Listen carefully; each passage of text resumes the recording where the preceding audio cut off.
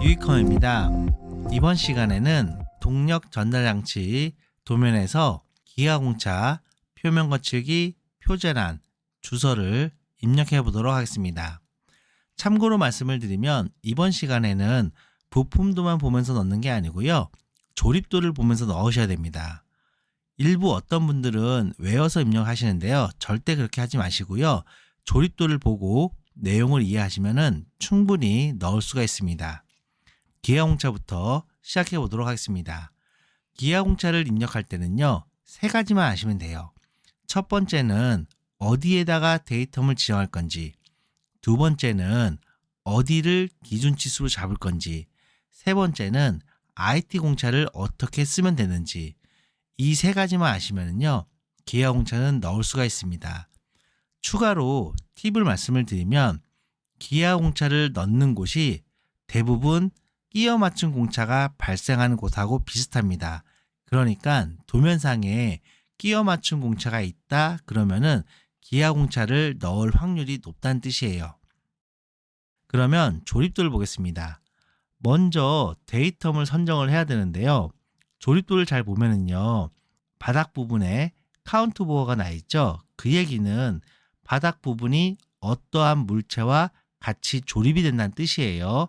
그럼 일반적으로 이 바닥을 데이텀으로 많이 잡아줍니다. 그럼 데이텀을 잡아보겠습니다.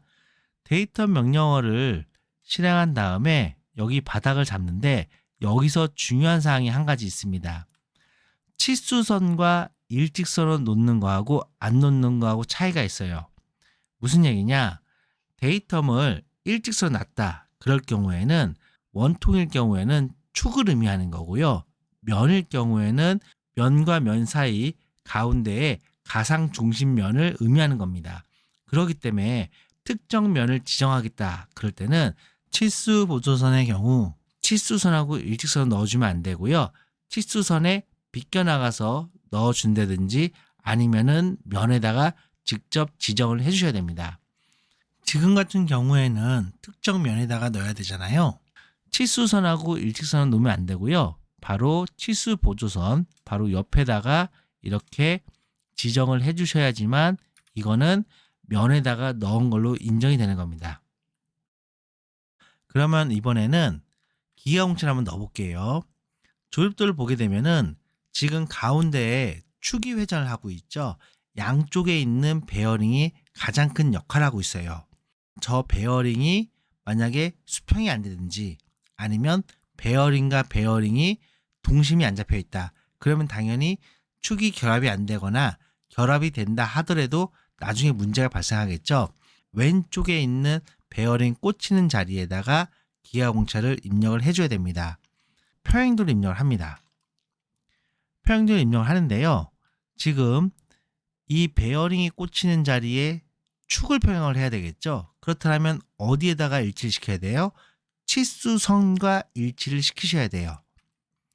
형상공차 명령어를 클릭한 다음에 여기 치수선 화살표 있죠? 클릭해서 일직선을 내리고요. 컨트롤 키 누르게 되면 일직선으로 내려집니다. 됐으면 클릭, 오른쪽 버튼 계속. 그냥 확인 누를게요. 위치를 왼쪽으로 이동을 하겠습니다. 평행도를 넣어줘야 된다고 말씀을 드렸죠? 형상공차를 더블 클릭해요. 평행도 입력을 했죠? 축이기 때문에 파이가 들어갑니다. 여기까지 해놓고 확인 누를게요. A라는 건 뭐냐면요. 제가 데이텀에다 A를 입력했기 때문에 형상공차에 A가 들어가게 된 겁니다. 그럼 여기서 값을 어떻게 넣어야 되냐? 먼저 값을 넣기 전에 찾아줘야 되는 거는요. 기준치수라는 걸 찾아주셔야 돼요. 평행을 이루어야 되는 영역이 바로 여기 왼쪽 라인부터 오른쪽 라인까지 평행을 이루어져야 돼요. 그렇기 때문에 79라는 값이 바로 기준치수가 되는 겁니다. 그러나 79라는 값을 그냥 넣는 게 아니고요. 여기에서 어떤 걸 찾으셔야 되냐? 바로 KS 규격집을 찾아 주셔야 됩니다. KS 규격집을 열어보겠습니다. KS 규격집을 보면은요, 3번 IT 공차라는 게 있는데요. 여기 보면 IT 4등급부터 IT 7등급까지 나와요. 무조건적으로 5등급 넣어야 돼 라고 하시는 분들이 있는데 그건 틀린 말입니다. 무조건적으로 넣는 게 아니고요. 이거는 정밀도에 따라서 IT 등급을 나눠서 넣는 건데요. 왜 무조건 5등급을 넣는다라고 말을 하냐? 그 이유는 자격증 책이나 영상에 보면은 IT 5등급을 많이 넣다 보니까 IT 5등급을 무조건 넣어야 된다라고 하는 경우가 있어요. 근데 그건 무조건은 아닙니다.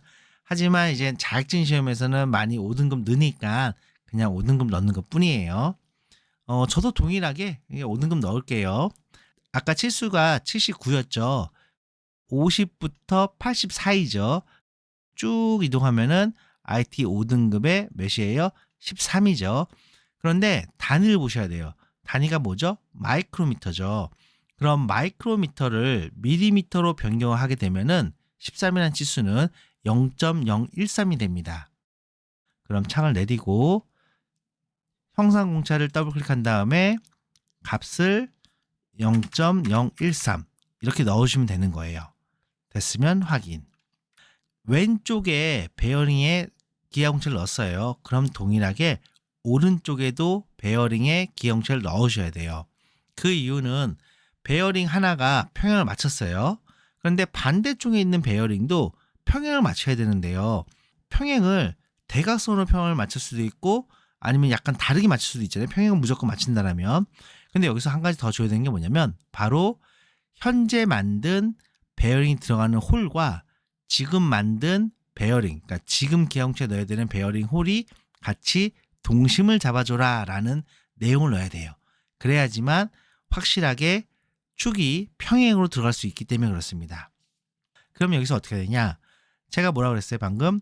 왼쪽에 있는 베어링이 꽂히는 자리를 기준으로 오른쪽에다 기아공차를 넣는다고 그랬죠? 그러면 기아공차가 들어가 있는 홀에 데이텀을 만들어 줘야 된다는 얘기예요.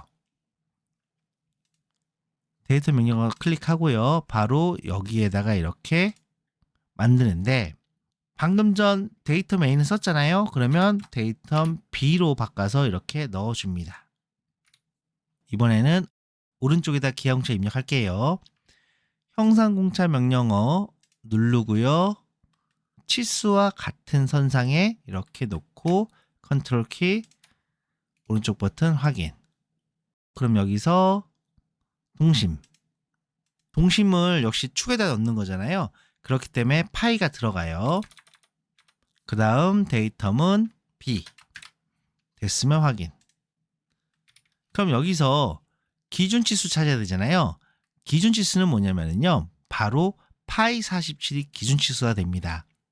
축과 축에 바로 그 지름값을 잡아주는 거예요. 그래서 파이 47을 기준치수로 잡는 겁니다. IT 공차 봐야 되겠죠? 47이면은 30에서 50, 11이니까 0.011이죠? 자, 다시 가서 더블 클릭, 여기죠? 더블 클릭 0.011 됐으면 확인. 이렇게 해서 양쪽 베어링에 기아공차를 입력을 했습니다. 조립도 볼까요? 조립도를 보면은 양쪽 베어링이 들어갔어요. 여기를 보면 커버 있죠. 바로 이 커버가 만나는 면, 본체와 커버가 만나는 저 면이 수직이 되어야지만 결합이 잘 되겠지요. 그렇기 때문에 바로 저곳에다가 직각도라는 거를 주셔야 돼요.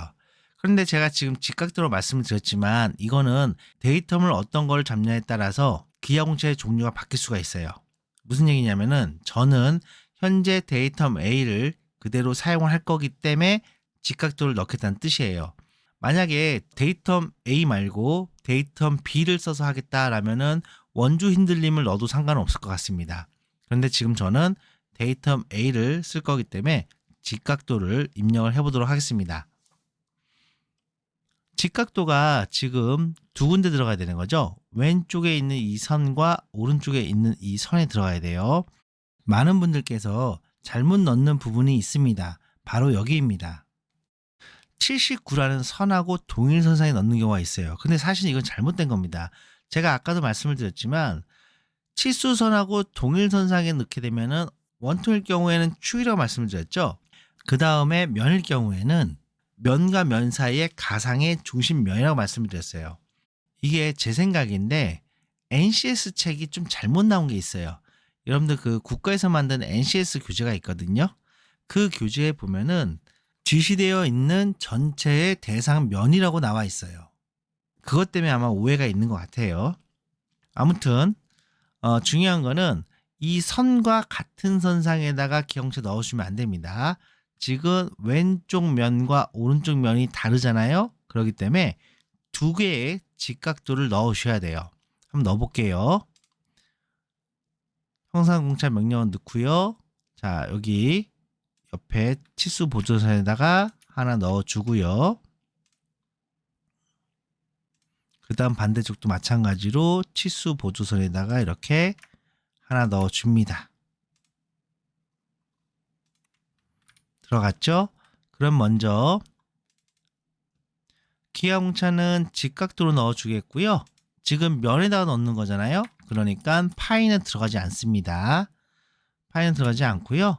데이텀은 A겠죠. 그럼 기준치수가 어딘지 한번 볼게요.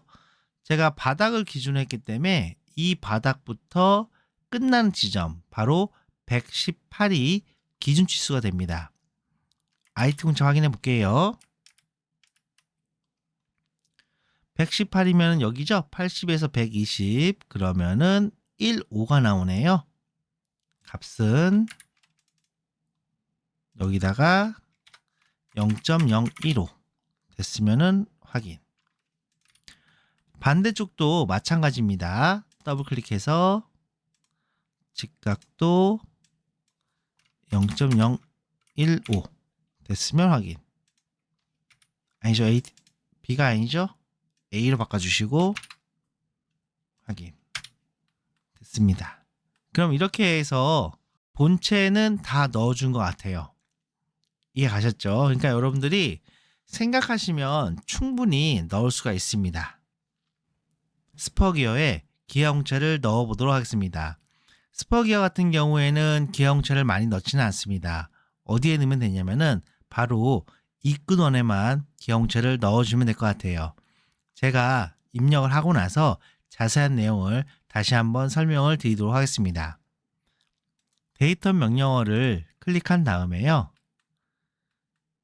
파이 18이라는 축에다가 넣어야 되기 때문에 치수와 같은 선상에다가 이렇게 클릭해서 넣어줍니다. 데이터는요, 아까 B가 있었잖아요. 그럼 여기는 C를 넣어줄게요. 형상공차 명령어를 클릭하겠고요. 입끝원에다가 넣은다고 말씀드렸잖아요. 여기서 마찬가지로 주의해야 될 사항은 치수선하고 같은 선상에 놓으면 안 됩니다. 왜냐하면 치수선과 같은 선상 일직선을 넣게 되면은 축에 들어가는 겁니다. 그렇기 때문에 약간 옆으로 비껴나간 상태에서 입력을 해주셔야 돼요.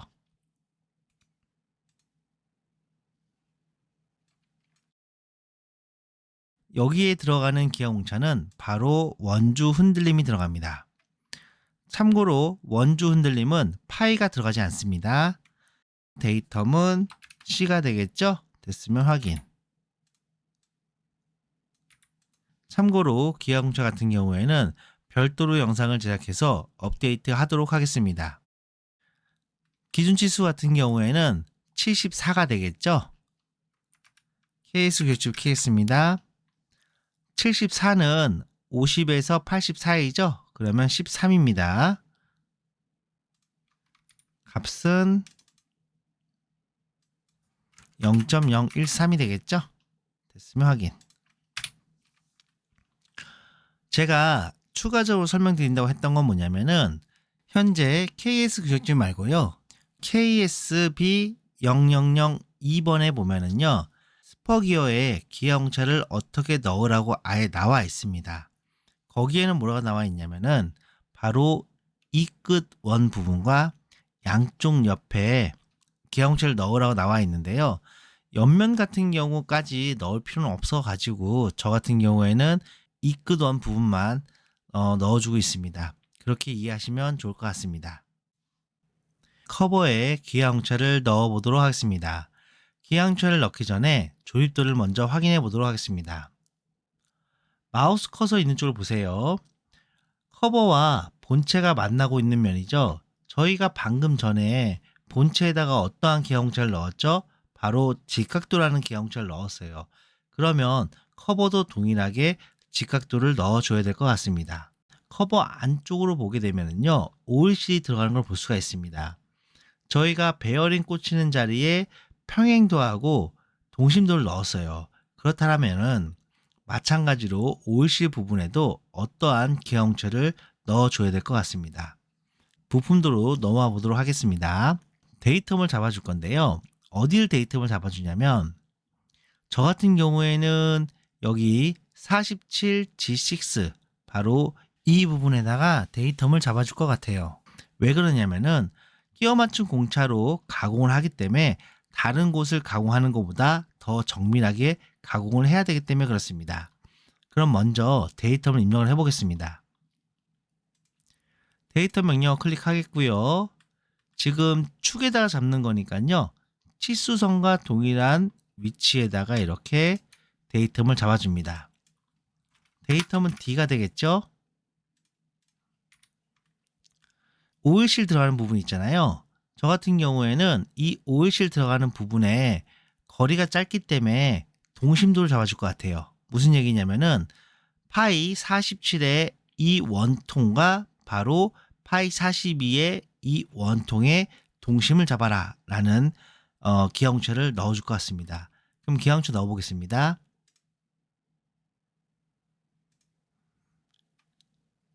같은 선상에 넣어야 되겠죠. 이거는 축이니까 동심도 잡아주고요. 축이니까 파이가 들어가겠죠. 파이. 그 다음 동심도의 기준 치수는 파이 42가 기준 치수가 됩니다. KS 규격집을 켜서 42면 여기죠. 11이네요. 값은 0.011. 데이텀은 D가 되겠습니다. 그 다음에 또 들어가야 되는 곳은 직각도 하나 넣어야 된다고 말씀을 드렸죠. 바로 이 면이 되겠습니다. 그러면은 형상차 입력해서 여기 클릭해서 이렇게 뽑아줄게요.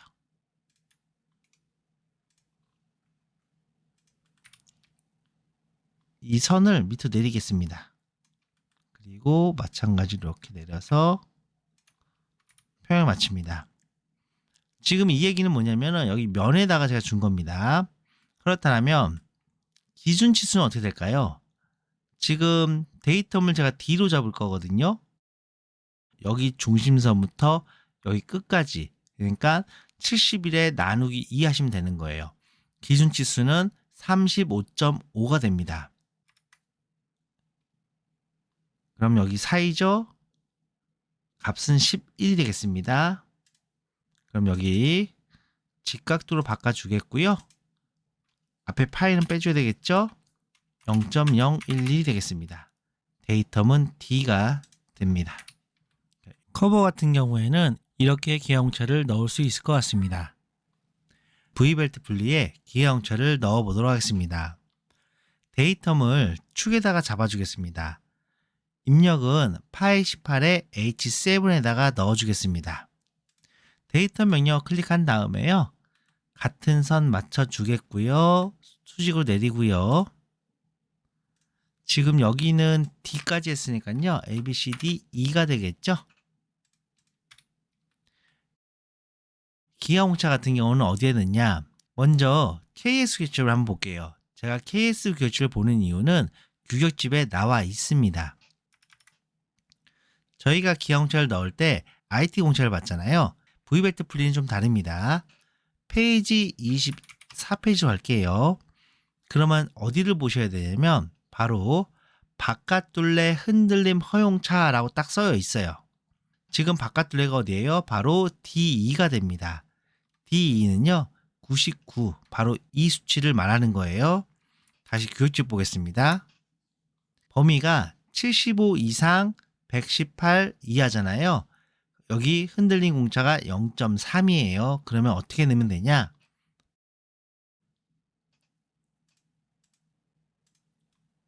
여기 선을 찍고요. 제가 또 말씀드리지만 같은 선상에 놓으면 안 됩니다. 치수선하고 같은 선상 내려오면은 축을 의미하는 겁니다. 그 다음 여기서 원조 흔들림 바꿉니다. 아까 공차 몇이었어요? 0.3 이렇게 넣어주는 거예요. 데이터는 2. V벨트 분리 같은 경우에는 기아공차 입력이 끝나게 됩니다. 지금과 같이 KS 규칙을 보면서 넣어주시면 됩니다. 사실 여기서 한 가지 더 있어요. KSB 0002라는 곳에 보면은요, 이 양 옆에다가 기아공차를 넣으라고 나오는데 그렇게까지 할 필요는 없을 것 같고요. 지금 보시는 것처럼 바깥 둘레에만 기아공차를 넣어주시면 될 것 같습니다. 축에 대한 기아공차를 넣어 보도록 하겠습니다. 조립도를 보겠습니다. 조립도를 보면 아시겠지만 축은 나사 부분 빼고 대부분 끼워 맞춤이 발생하고 있어요.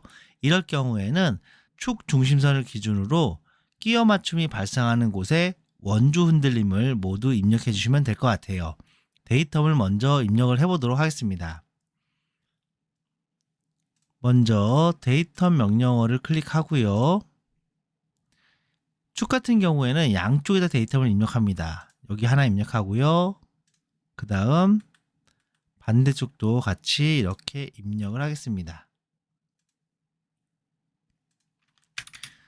데이터의 값은 2까지 했으니까 F겠죠? F. 반대쪽도 F를 입력합니다. 된 것 같습니다. 위치를 조정을 하겠고요. 그럼 끼워 맞춤이 발생하는 곳에 모두 원주 흔들림을 입력한다고 말씀을 드렸죠. 원주 흔들림을 입력을 해보겠습니다. 파일 18부터 넣겠습니다. 당연히 축에다 넣는 거니까요. 치수하고 일직선상으로 입력을 합니다.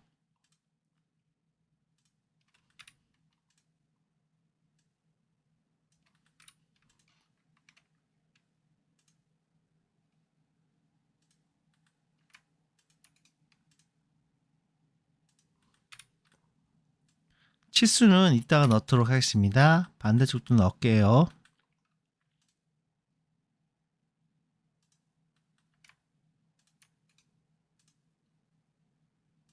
파이 22에도 넣어주겠습니다.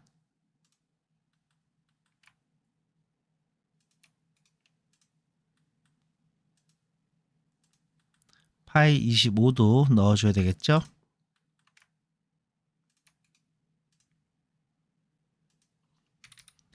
이렇게 입력을 했고요. 이번에는 값을 입력을 해보도록 하겠습니다. IT 공시를 봐야 됩니다. KS 규격집을 펴보겠습니다. 이 페이지죠. 먼저 18mm부터 볼게요. 18mm 보면은 지금 두 군데 있어요. 보면은 여기 초과라고 써 있고 이하라고 써 있죠. 그럼 뭘 봐야 돼요? 이하 봐야 되겠죠. 8입니다. 값은 0.008이 되겠죠. 그 다음 25를 보겠습니다. 25는 18mm에서 34이니까 9예요. 그러면 값은 0.009 됐습니다. 그럼 반대쪽 넘어가서 여기는 0.008 그 다음 여기는 0.009 여기도 동일할 겁니다. 0.009 됐습니다.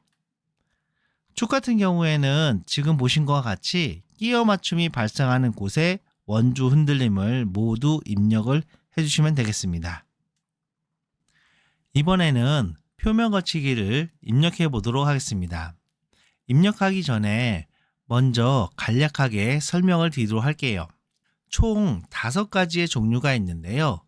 동그라미, W, X, Y, Z가 있습니다. 동그라미는 가공을 하지 말라는 뜻입니다. 대표적으로 동력 전달치 같은 경우에는 주물이죠. 주물의 외형에는 동그라미를 표시해 줍니다. 그러면 외형은 가공을 하지 말라는 뜻입니다. 그 다음 W 같은 경우에는요. 선반, 밀링, 드릴과 같이 한번 가공을 했을 때 표면에 흔적이 남는 면이에요. 대표적인 게 뭐냐면 구멍과 카운트버의 위치에다가 W를 입력하시면 될 것 같습니다. 그 다음 X 같은 경우에는 면과 면이 만나는 부위에다가 표시를 해주시면 될 것 같습니다. Y는 면과 면이 만나면서 운동이 발생하는 면인 거죠. 대표적으로 베어링 자리에다가 넣어주시면 될 것 같습니다. 마지막으로 Z 같은 경우에는 정밀 다듬질 부분인데요. 광택이 나는 면이라고 보시면 될 것 같아요. 자격증 시험에서는 오일실이 들어가는 부위에 Z를 넣어주시면 될 것 같습니다. 먼저 각 부품에 대한 번호와 대표 표면 거치기를 입력해 보도록 하겠습니다. 대표 표면 거치기를 입력하기 전에 스타일을 하나 만들어 보도록 하겠습니다.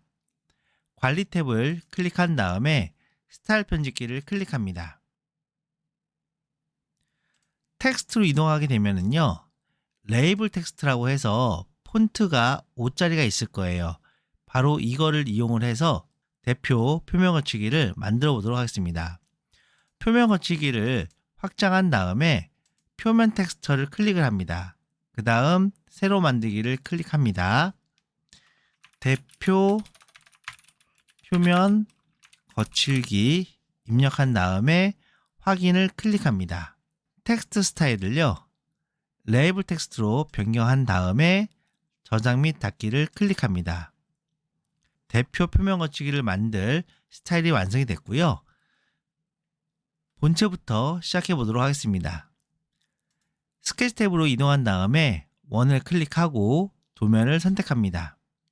원을 그리겠고요. 치수는 10mm를 넣어주겠습니다. 텍스트 명령 클릭한 다음에 도면을 한번 클릭하겠고요. 숫자는 부품 번호 1번이죠. 본체가 1 넣고 확인. 그런데 지금 보면은 텍스트가 너무 작죠? 텍스트를 더블 클릭한 다음에 텍스트 크기를 8로 바꿔줍니다. 됐으면 확인. 일치구 조건을 클릭한 다음에 텍스트에 포인트 하나 있을 겁니다. 클릭하고 원의 중심점을 클릭. 이렇게 해서 연결해 줍니다. 끝났으면 마무리를 클릭하겠습니다. 주석 탭으로 이동한 다음에 텍스트 명령어를 클릭합니다. 원 옆에 한번 클릭해 주겠고요. 폰트 사이즈는 8로 바꿔줍니다. 가로 열고 띄어쓰기를 5번 하나 둘 셋 넷 다섯 쉼표 다시 하나 둘 셋 넷 다섯 쉼표 하나 둘 셋 넷 다섯 그 다음 가로 닫기. 됐으면 확인. 이렇게 가로를 만들어 줍니다. 적당히 옆으로 이동을 하겠고요. 표면 거치기 명령어를 클릭합니다. 그 다음에 여기 보면 표준을요, 대표 표면 거치기로 바꿉니다. 그 다음 클릭. 오른쪽 버튼 계속. 여기서 표면 유형을 세 번째인 재질 제거가 금지됨으로 바꿉니다. 옵션에서 첫 번째 가로선 붙임을 끄겠고요. 여기 X를 지우고 확인 누릅니다. 그러면 지금과 같이 이렇게 심벌이 표시가 될 거고요. 다시 한번 클릭, 오른쪽 버튼 계속. 이번에는 표면 유형을요, 기본 표면 거치기 기호로 바꿔주고요. 그 다음 옵션을 가로선 붙임으로 바꿔주시고 여기 A라는 공간에다가는요, W 입력합니다. 소문자 입력하셔야 됩니다. 됐으면 확인. 다시 한번 클릭, 오른쪽 버튼 계속. 이번에는 X 확인. 다시 한번 클릭, 오른쪽 버튼 계속. 이번에는 Y. 됐으면 확인. 지금 위치가 틀어졌죠? 그럼 이거는 여기 포인트 잡고 이렇게 빼주세요. 여기 선 있으면 오른쪽 버튼 지선 삭제. 표면 거치기 정렬 한번 해볼게요. 표면 거치기 4개를 다 선택한 다음에 오른쪽 버튼 정렬 수평. 그러면 정렬됩니다. 그럼 위치를 한번 맞춰볼게요. 정렬 제가 괜히 한 것 같네요. 자, 여기 위치 맞추고 이렇게 위치를 맞춰줍니다.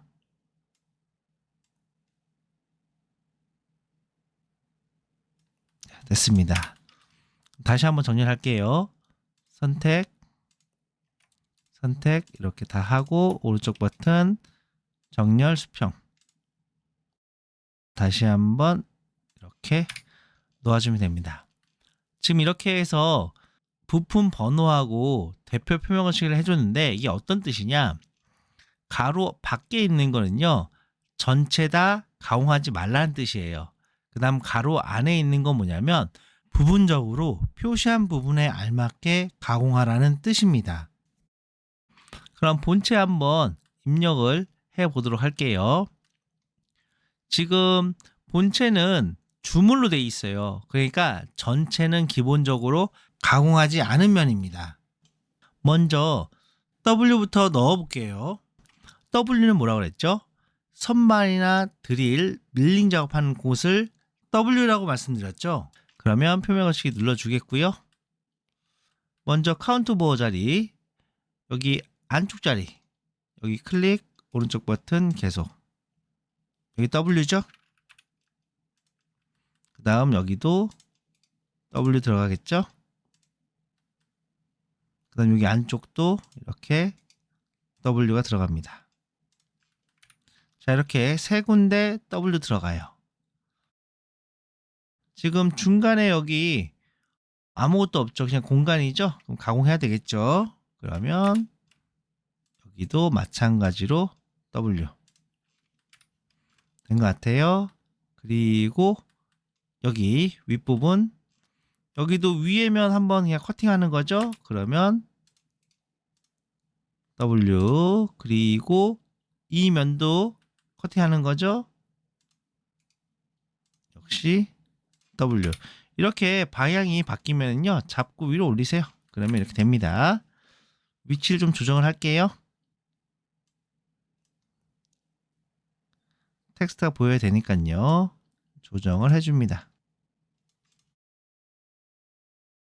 쪽 면도 역시 마찬가지로 W 넣어줘야 되겠죠?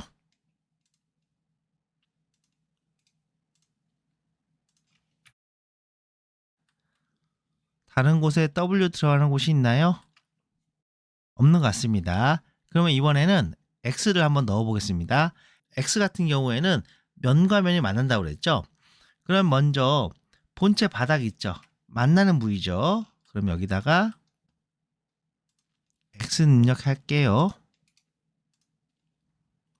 여기다가는 X 이렇게 넣어줍니다. 그리고 여기는 배열이 들어간 자리니까 여긴 필요가 없겠고요. 이쪽 옆면을 넣어야 되겠네요. X 넣어야 되겠죠? 여기는 커버와 본체가 만나는 자리죠. X, 반대쪽도 마찬가지로 이렇게 X를 입력을 합니다. 그러면은 된 것 같고요. 이번에는 Y 한번 입력해 볼게요. Y는 베어링 들어가는 자리는 무조건 다 Y 넣어주면 됩니다. 먼저 여기 Y 넣어주겠고요. 텍스트 보여야 되니까 이렇게 이동하고요. 그 다음 안쪽에 Y 됐습니다. 반대쪽도 마찬가지로 베어링이 들어가는 자리에 Y 넣어주겠고요.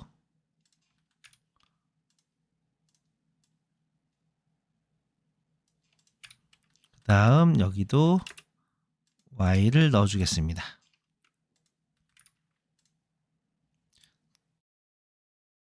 표면 거치기가 이번에 바뀌면서 공간을 많이 차지합니다. 대표 표면 거치기 보면은 가공하지 마세요가 전체고요. 그 다음 W 들어갔으니까 여기 W 들어가야 되고요. 그 다음 X 들어갔죠? 그러니까 X, 그 다음에 Y 들어갔기 때문에 여기 대표에 Y가 들어가야 됩니다. 이렇게 해서 본체는 표면 거치기가 끝났습니다. 스퍼기어에 표면 거치기를 입력해 보도록 하겠습니다. 품번과 대표 표면 거치기는 미리 입력을 해 놓은 상태입니다. 바로 도면에다가 입력을 하겠습니다. 먼저 X부터 입력을 해 보겠습니다. X는 축이 결합되는 자리가 X가 들어가겠고요.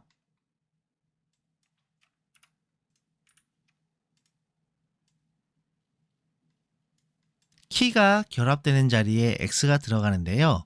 KS 규격집을 확인해 보도록 하겠습니다. 페이지 10페이지죠.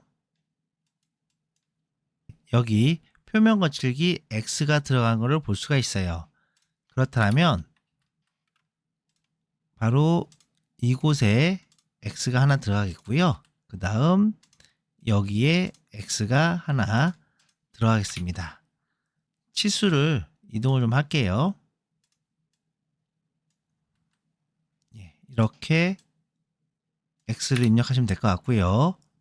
이번에는 Y를 입력을 해보도록 하겠습니다. Y가 들어가는 곳은 바로 피치원 지름과 제일 끝에 있는 이끄던에 Y가 들어갑니다. 바로 여기에 Y가 들어가고요. 밑에 피치원 지름에도 동일하게 Y가 들어갑니다. 한 군데 더 들어가죠? 조립도 한번 볼까요? 바로 베어링하고 만나는 부위에도 Y가 들어갑니다.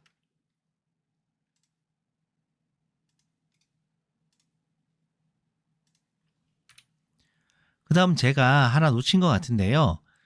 여기 스퍼 기어의 양쪽 면에는 X가 들어가야 돼요. X 추가하겠습니다. 이 면에 X가 들어가고요. 반대쪽도 마찬가지로 X가 들어갑니다.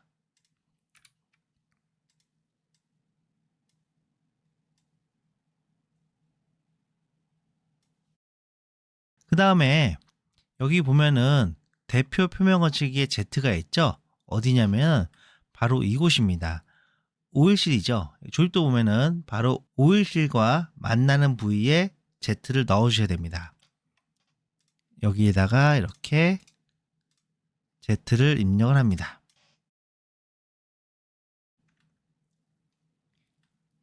이렇게 하게 되면은 표면 거치기가 끝나게 됩니다. V벨트 분리에 표면 거치기를 입력해 보도록 하겠습니다. V벨트 분리 같은 경우에는 KS 규격집에 표면 거치기가 나와 있습니다. 먼저 KS 규격집을 확인해 보도록 하겠습니다. V벨트 분리의 페이지가 24페이지죠. 보면은 표면 거치기가 이렇게 표시가 된 거를 볼 수가 있어요.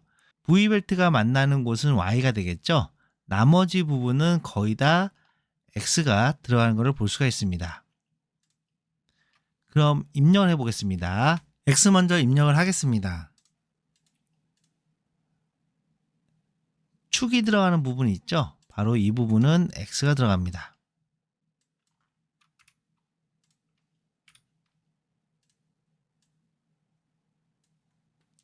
V벨트 분리의 폭이죠. 바로 옆면들. 여기도 X가 들어갑니다. 반대쪽도 마찬가지로 X가 들어가죠. 됐습니다. 그리고 이쪽 부위 위에도 X가 들어가겠고요.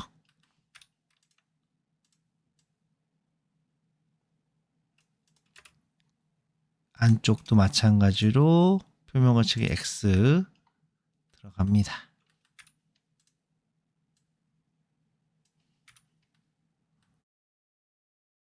그 다음에 키홈 자리, 여기는 슈퍼기어하고 동일합니다. 그렇기 때문에 동일하게 이 부위에 x가 들어가겠고요. 그 다음 여기도 x가 들어갑니다. 됐습니다. 이제 y 들어가는 자리가 v 벨트랑 만나는 자리죠. 바로 여기에 y가 하나 들어가겠고요. 반대쪽도 마찬가지로 y가 하나 들어갑니다. 위치를 조정하겠습니다.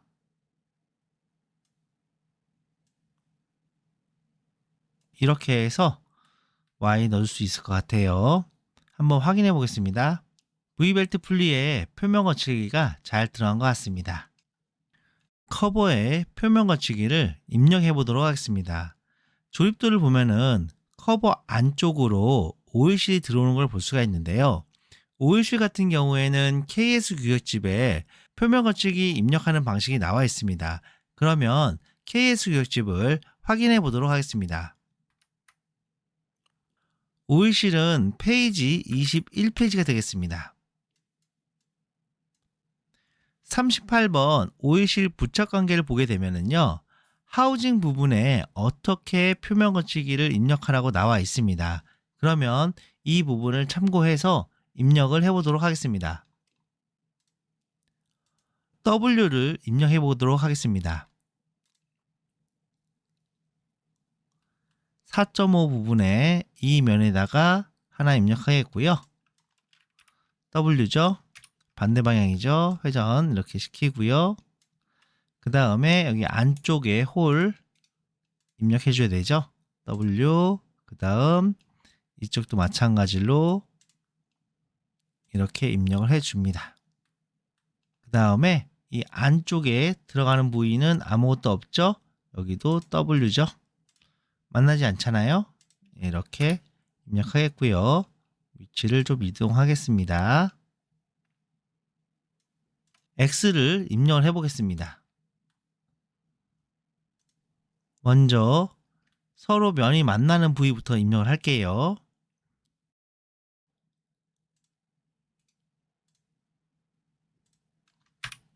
X죠. 서로 만나니까 좀 위로 올릴게요.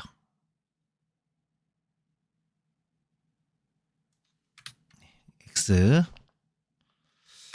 좀 가려지니까 텍스트를 옆으로 좀 빼야 되겠네요. 이렇게 빼겠습니다. 네, 이렇게 빼겠습니다.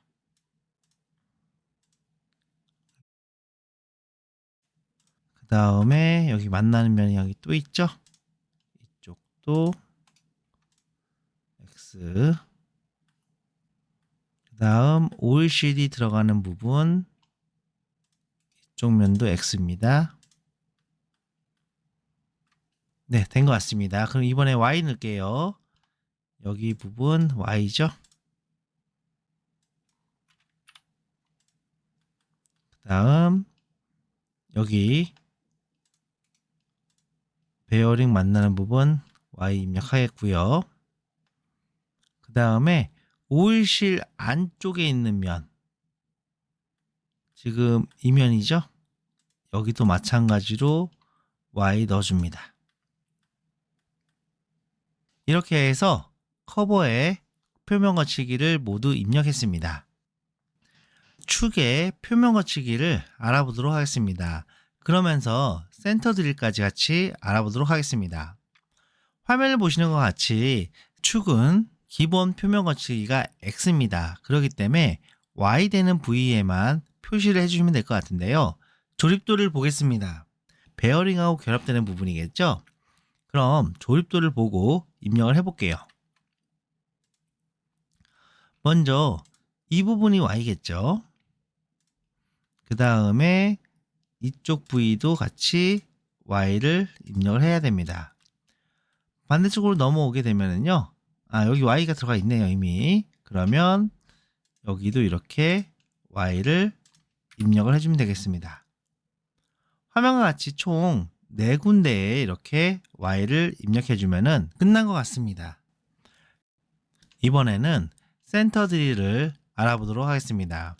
먼저 KS 교집을 보도록 하겠습니다.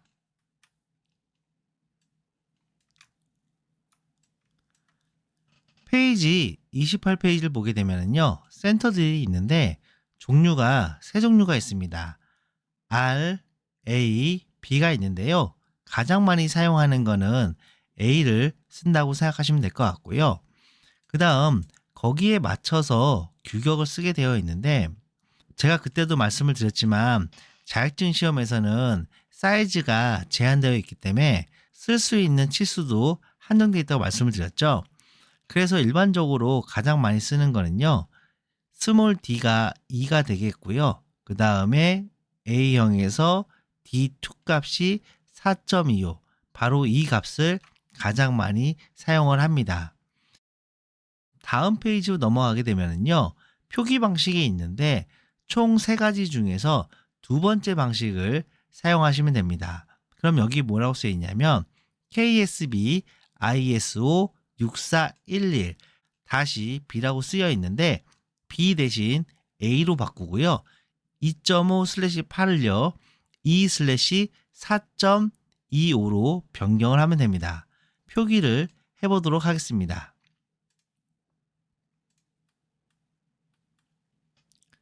지시선 텍스트를 클릭한 다음에 여기 가운데를 클릭을 합니다. 그 다음 클릭, 오른쪽 버튼 계속. 그럼 텍스트를 입력해 보겠습니다. KS 한 칸 띄고 B ISO 6411 엔터 치고요.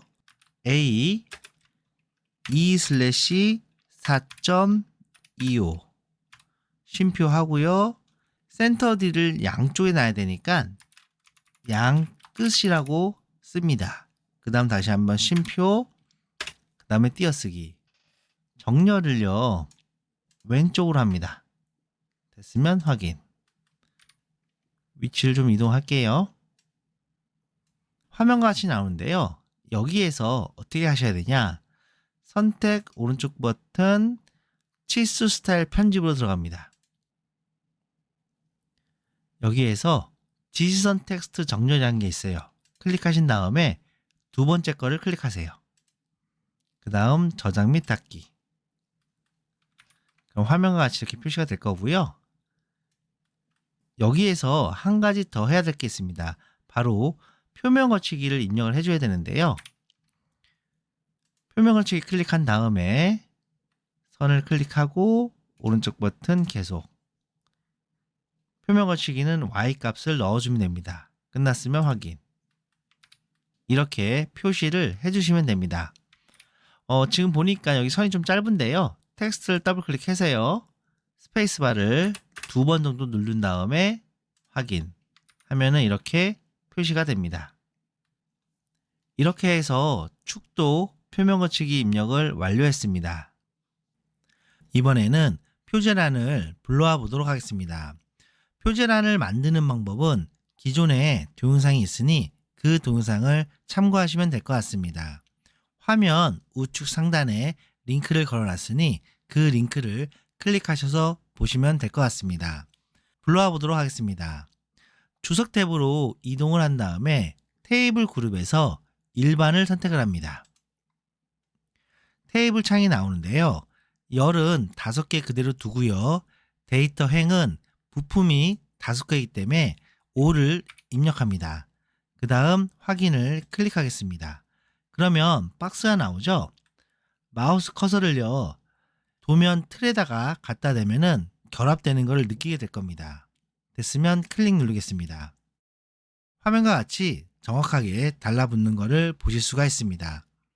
그럼 이젠 저기에다가 값을 입력해 보도록 하겠습니다. 테이블을 더블 클릭하시게 되면은 화면과 같이 테이블 창이 나오는데요. 품번은 그대로 입력을 하겠습니다. 1번, 2번, 3번, 4번, 5번. 품명을 입력해 보겠습니다. 1번은 본체죠. 그러면 본체 엔터 누르고요. 2번은 스퍼기어입니다. 스퍼기어 엔터. 3번은 V 벨트 풀리. 4번은 커버죠. 커버. 5번은 축. 이렇게 해서 5개의 부품명을 입력하겠고요. 이번에는 재질을 입력해 보도록 하겠습니다. 재질 같은 경우에는 어쩔 수 없이 암기를 하셔야 될 것 같습니다. 그래도 KS 규격집에 나와 있으니 규격집을 참고해서 설명을 드리도록 하겠습니다. KS 규격집에 여러 가지가 나오는데요. 이거를 다 외울 필요는 없습니다. 일반적으로 동력 전달장치 같은 경우에는 2가지 종류만 사용하시면 될 것 같은데요. 먼저 본체, 커버, V벨트 풀리는 회주철을 사용합니다. 여기 보면은 회주철 4가지가 나오는데요. 이 4가지 중에 아무거나 쓰셔도 됩니다. 저 같은 경우에는 GC200을 많이 사용을 합니다. 축과 스퍼기어 같은 경우에는 기계 구조용 탄소광을 많이 사용을 합니다. 여기 보면은 기계 구조용 탄소광 보이시죠?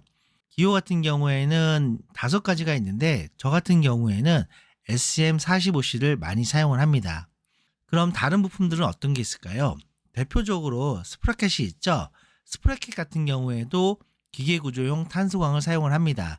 그래서 저 같은 경우에는 SM45C를 쓰고요. 그 다음에 편심 구동장치라고 있죠? 그때 사용하는 편심축 같은 경우에는 여기 보면 크롬 몰디브덴강이라고 있죠? 여기에서 SCM415를 사용을 합니다. 사용하는 거는 이미 정해져 있습니다. 그러니까 그 부분만 암기를 하시게 되면은 평가 보실 때 크게 어려움은 없을 것 같습니다. 재료 같은 경우에는요, 제가 다른 예제를 하면서도 계속 말씀을 드리도록 하겠습니다. 그럼 재질을 입력해 보도록 하겠습니다. 본체 같은 경우에는요, 회주철이니까요, GC200이겠죠? 스퍼기어 같은 경우에는 기계 구조용 탄소광이니까 SM45C가 되겠고요.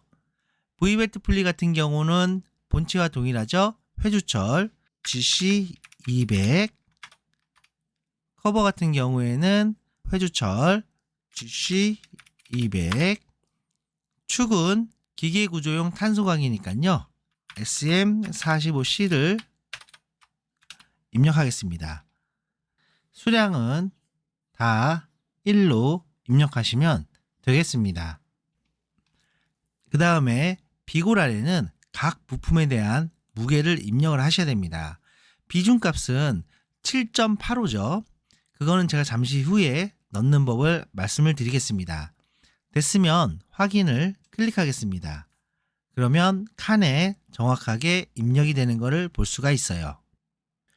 이번에는 비골 안에 무게를 입력해 보도록 하겠습니다. 자격증 시험을 볼 때 평가지에 이렇게 써 있을 겁니다. 비중은 7.85, 무게의 단위는 g이고 소수점 첫째 자리까지 발올림하여라 라고 쓰여 있어요.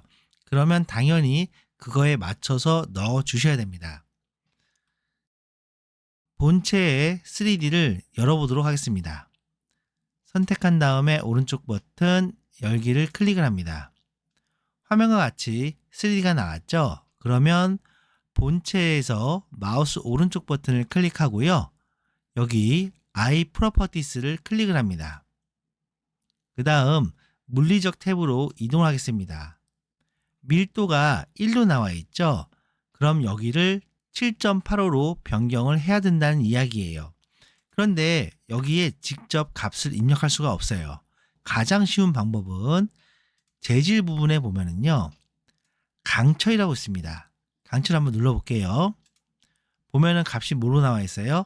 7.85로 나와 있죠? 바로 평가지에서 말하는 7.85가 됩니다. 그 다음 여기 보면은 질량 나와 있죠? 질량이 2351.759g으로 나와 있어요. 이게 만약에 킬로그램으로 표시되는 분도 계실 거예요. 그러면은 이렇게 바꾸시면 됩니다. 먼저 확인 누르겠고요. 도구 탭으로 이동한 다음에 문서 설정을 클릭을 합니다. 단위 탭이 있을 거예요. 거기에서 질량을 g으로 변경하고요. 그 다음에 정밀도 값을 소수점 첫째 자리로 변경을 합니다. 됐으면 확인을 클릭을 할게요. 다시 본체에서 오른쪽 버튼 iProperties로 이동을 합니다. 그 다음 물리적 탭으로 이동. 그렇게 되면은 화면과 같이 질량 값이 g으로 표시가 되고 소수점도 첫째 자리만 표시가 되는 것을 볼 수가 있어요. 그러면 이 값을 그대로 Ctrl C 하고요. 닫기. 다시 도면으로 이동하겠습니다. 표제란을 더블 클릭. 본체 값 여기다가 Ctrl V. 들어갔죠? 스퍼기어도 한번 해보도록 하겠습니다. 스퍼기어 선택, 오른쪽 버튼, 열기. 단위부터 확인할게요. 도구 탭 클릭, 문서 설정. 단위 이동한 다음에 질량을 그램, 소수점은 첫째 자리. 됐으면 확인. iProperties로 이동한 다음에 물리적으로 이동. 그 다음 강철로 변경. 단위는 463.9g. 그대로 복사. 도면 이동하겠습니다. 더블 클릭. 여기다 붙여넣기. 됐으면 확인. 이런 형식으로 여러분들께서 무게를 입력해 주시면 될 것 같습니다. 주소에 대해서 알아보도록 하겠습니다. 주소는 전체를 다 외워 쓰는 게 아니고요. KS 규격집에 나와 있습니다. 그 나와 있는 내용을 가지고 주소를 작성을 하셔야 됩니다. KS 규격집을 보겠습니다. 페이지 27페이지에 46번 주소라고 쓰여 있는데요. 여기서 주의사항이 하나 쓰여 있어요. 뭐냐면 주소 자료는 예시로서 과제 도면에 맞도록 적절히 수정하셔야 합니다 라고 쓰여 있는데 어떤 뜻이냐면은 평가를 볼 때 여러 종류의 문제가 나오겠죠. 그러면 거기에 맞춰서 적절하게 주소를 입력을 해야 한다는 뜻이에요. 만약에 여러분들이 평가 내용은 확인도 안 하고 주소에 있는 내용을 그대로 가져다 쓰게 되면은 감점이 될 수 있다는 뜻입니다. 주소 내용을 자세히 확인해 보도록 하겠습니다. 1번 일반 공차인데요. 가공부. 가공부 같은 경우에는 선반과 밀림 같이 절삭이 있는 부품이 있다. 그러면은 가공부를 작성해 주셔야 됩니다. 주조부. 주물로 제작한 부품이 있을 경우에는 주조부를 입력을 하셔야 됩니다. 그 다음 규격집에는 없지만 주강부라는 게 있어요. 주강부는 어떤 거냐면 주조 더하기 강으로 이루어진 부품인데요. KS 규격집 한번 볼게요. 페이지 31페이지에 보면 재료인데요. 대표적으로 편심축인 크롬 몰드 분해 강이 있어요. 기호에 SC가 붙어 있을 경우에는 주강부를 작성을 해주셔야 됩니다. 한번 볼까요? SC가 붙어 있는 거는 탄소강 주강부가 있고요. 그 다음에 크롬 몰드 분해 강이 있어요. 이렇게 앞에 SC가 붙어 있다 그러면은 페이지 27페이지죠.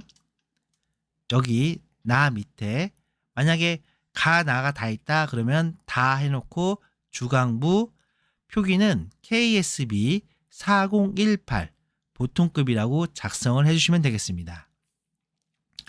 2번하고 3번 같은 경우에는 무조건 써주시면 될 것 같고요. 4번 가공하지 않는 부위 외면 처리, 내면 처리 부분이 있어요. 외면 처리에는 명록색 도장이 있고요. 내면 처리는 광면단 도장이라는 게 있는데 이게 어떤 거냐? 외면 같은 경우에는 보기 좋고 식별을 쉽게 하기 위해서 녹색깔로 페인트를 칠한다고 보시면 될 것 같아요. 그 다음 내면 같은 경우에 광면단은 녹을 방지하기 위해서 사용을 하는 겁니다. 어떤 부품에 쓰여야 되냐면 동력 전달장치 같은 경우에는 본체, 커버, V벨트 같은 부품에 사용을 하시면 될 것 같습니다. 5번 파커라이징 처리가 있는데요. 파커라이징은 녹을 방지하기 위한 목적으로 사용을 하는 겁니다. 적용 대상은 재질이 주강이나 탄소강이면서 열 처리를 하지 않는 일반 가공품입니다. 여기서 중요한 거는 열 처리를 하지 않은 부품이라는 겁니다. 그럼 어떤 게 있는지 볼게요. 기어, 축, 핀, 칼라, 와셔, 간격 유지등이 있습니다. 기어 같은 경우에는 이빨 부분은 열처리를 하지만 전체적인 녹방지를 위해서 파커라이징을 하는 경우도 있습니다.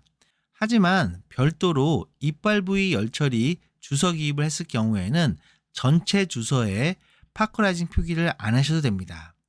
축 같은 경우에는 전체적으로 녹이 쓸지 않도록 하기 위해서 파커라이징을 하는데요. 역시 축에다가 열처리를 했을 경우에는 주서에 표기를 하지 않습니다. 나머지 핀, 칼라, 와셔, 간격 유지링 같은 경우에는 구매품이 아닌 직접 가공을 했을 경우에 파커라이징을 사용하는 경우가 있습니다. 제가 작성한 주서에 보면은 파커라이징이 없죠. 그 이유는 축 같은 경우에는 전체 열처리를 했기 때문에 파커라이징을 사용을 안 한 거고요. 그 다음 스퍼기어 같은 경우에도 역시 치형 부위에 열처리를 하라고 작성을 했기 때문에 별도로 주서에다가 파커라이징을 기입을 안 한 겁니다. 여섯 번째, 열처리 같은 경우에는 주서에다가 작성을 하고 부품 번호를 입력을 하시면 되는데 저 같은 경우에는 공간이 없어가지고 방금 보신 거와 마찬가지로 부품에다가 직접 주소를 입력을 했습니다. 제가 한 가지 빼먹은 게 있는데요. 지금 보면은 명록색 도장하고 광명단 도장 부분 같은 경우에는 여기 옆에다가 가로를 치고 어떤 부품인지를 표기를 해주셔야 됩니다. 그 다음 마지막 일곱 번째 표면 거치기 있는데요. 이 부분은 여기 화면과 같이 그대로 작성을 해주시면 되는데 저 같은 경우에는 공간이 없다 보니까 옆으로 표기를 했습니다. 지금까지 긴 시간 동안 동력 전자장치 강의를 시청해 주셔서 감사합니다.